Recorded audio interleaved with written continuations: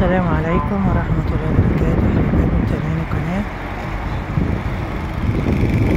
لحظة خروج المصلين من صلاة الجمعة، وكل واحد ماسك السجادة بتاعته بعد ما صلى وهو مروح لبيته.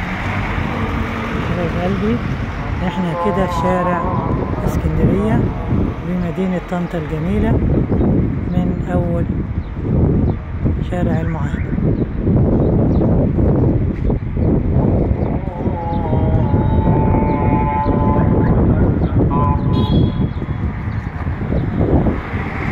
احنا النهاردة 2 طوبة على فكرة،